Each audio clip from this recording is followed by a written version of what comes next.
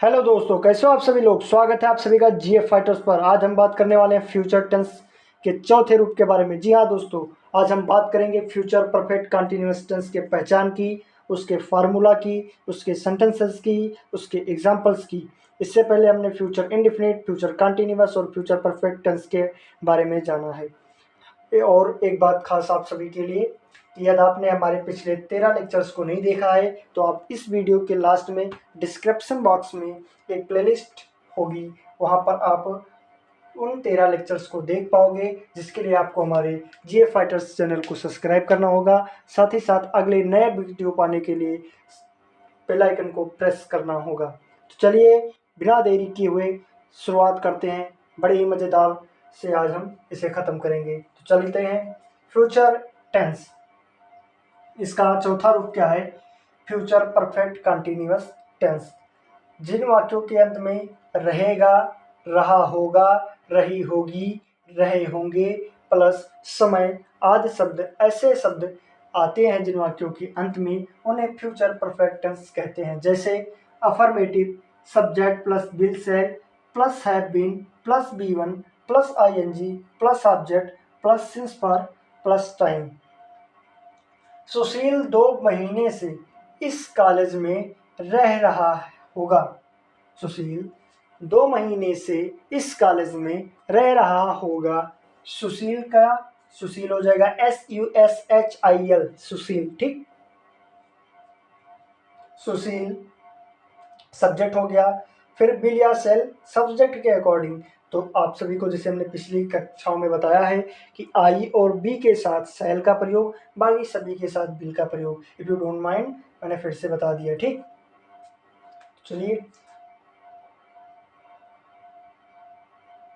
फिर been, Sushil will have been B1 first form रहना, living live, live का ING जोड़ दो, लिविंग कहाँ, ऑब्जेक्ट क्या है, इस कॉलेज में, दिस कॉलेज कब से, 2 महीने से, फॉर 2 months।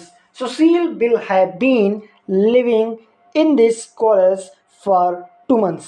सुशील 2 महीने से इस कॉलेज में रह रहा होगा। निगेटिव में आइए, subject plus will shall plus not plus have plus been plus object, sorry B1 first plus ING plus object plus since. Subject will shall plus not have been plus B1 first plus ING plus object plus since for plus time. Usha 2 बजे से अपने बच्चों को नहीं पढ़ा रही होगी। उषा की अंग्रेजी उषा, USHA, उषा। ठीक, उषा। फिर विल सेल, तो क्या हो जाएगा, उषा के लिए विल, फिर नॉट, फिर हैव बीन, फिर B1 टीच ING टीचिंग, फिर ऑब्जेक्ट हिज चिल्ड्रन, सिंस या फॉर। तो अगर निश्चित समय है तो सिंस रहेगा, अनिश्चित समय है तो फॉर रहेगा। तो क्या होगा, 2 बजे, 2 बजे एक निश्चित टाइम है, तो इसलिए लगेगा सिंस 2 o'clock। अब देखिए, Usha will not have, Usha will not have been teaching his children since, sorry यहाँ उषा लड़की है तो हर हो जाएगा HER। ठीक, her children since 2 o'clock। Usha will not have teaching, sorry Usha will not have been teaching his children since 2 o'clock। Usha 2 बजे से अपने बच्चे को नहीं पढ़ा रही होगी। ठीक, इंट्रोगेटिव और इंटेरोगेटिव में 2 फार्मूला होते हैं। जैसे हमने आपको बताया कि इंटेरोगेटिव में 2 फार्मूला होगा, 2 नियम लगेगा, तो हम उसको आपको बताएंगे। आप कहीं नोट डाउन कर लीजिए। ऐसे वाक्य जिनमें क्या शब्द पहले आए तो कौन सा फार्मूला, पहले वाला लगेगा, बिल या सेल सब्जेक्ट के अकॉर्डिंग, सब्जेक्ट से पहले, उसके बाद have been plus B1 first plus ING plus object since for plus time. ठीक, जैसे क्या बच्चे सुबह से पढ़ रहे होंगे, तो अब क्या पहले आया है, इसलिए बी या सेल का प्रयोग बच्चे के अनुसार, बच्चे से पहले। ठीक, तो द चिल्ड्रेन, उससे पहले बिल लगेगा, फिर हैव बीन हो जाएगा। देखिए बिल सेल तो बिल लग गया, सब्जेक्ट द चिल्ड्रेन, फिर हैव बीन हो गया, B1 first read ING reading हो गया, ऑब्जेक्ट नहीं है, फिर सिंस फॉर सुबह से, since morning. Will the children have been reading since morning? क्या बच्चे सुबह से पढ़ रहे होंगे? फिर अगर इंटेरोगेटिव में क्या, कहाँ, क्यों, कब आदि ऐसे वाक्य जो प्रश्नवाचक शब्द की तरह होते हैं वो बीच में आए तो उनकी अंग्रेजी सबसे पहले लिखते हैं, उसके बाद बिल या सेल सब्जेक्ट के अकॉर्डिंग सब्जेक्ट से पहले और क्वेश्चन वर्ड के बाद लिखते हैं, यानी बीच में। ठीक, फिर सब्जेक्ट के बाद have been plus V one plus ING plus object plus since for plus time का यूज करते हैं। जैसे तुम 8 बजे से स्कूल क्यों जा रहे होंगे, तुम 8 बजे से स्कूल क्यों जा रहे होगे। तो यू, अब देखिए क्यों की अंग्रेजी पहले क्वेश्चन वर्ड है ना तो पहले आ जाएगा।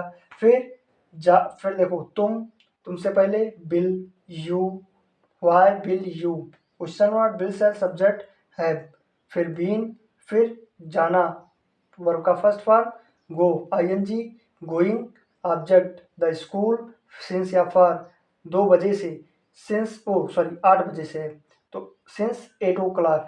Why will you have been going to the school since 8 o'clock, तुम 8 बजे से विद्यालय क्यों जा रहे होगे।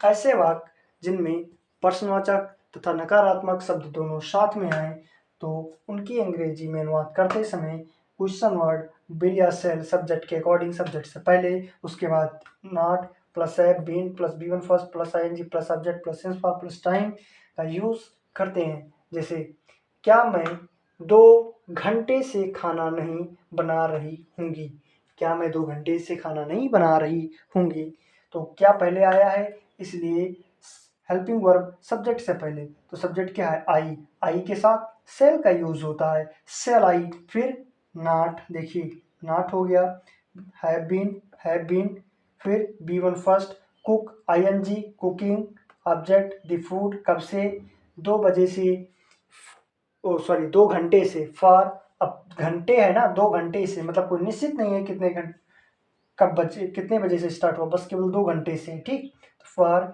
2 hours। Shall I not have been cooking the food for 2 hours? क्या मैं 2 घंटे से खाना नहीं बना रही होंगी। Who का प्रयोग who will, who plus will shall plus have been plus be1 plus ing plus object plus since plus for plus time. कल शाम से कौन नाच रहा होगा, कल शाम से कौन नाच रहा होगा, तो कौन की अंग्रेजी पहले देखिए सब अफर्मेटिव और हु एक जैसे कार्य करते हैं, बस अफर्मेटिव में सब्जेक्ट होता है और हु में सब्जेक्ट नहीं होता है। कल शाम से कौन नाच रहा होगा, तो कौन की अंग्रेजी हु। फिर हु विल हैव बीन, कौन डांसिंग नाचना dance ING dancing for yesterday by evening, who will have been dancing for yesterday by evening, कल शाम से कौन नृत्य या नाच कर रहा होगा। आई होप, मैं आशा करता हूँ कि आप सभी को फ्यूचर परफेक्ट कंटिन्यूअस टेंस बहुत ही मज़ेदार तरीके से समझ में आया होगा। आप हमारे पुराने लेक्चर को इस वीडियो के लास्ट में डिस्क्रिप्शन बॉक्स पर जाएंगे तो 13 वीडियो की एक प्लेलिस्ट आपको प्रोवाइड करा दी जाएगी जहां आपको हेल्प मिल जाएगा। आने वाली वीडियो को पाना है हमारे जीएफ फाइटर्स को सब्सक्राइब करना होगा। चलिए दोस्तों, मिलते हैं अगले वीडियो में, तब तक के लिए जय हिंद दोस्तों।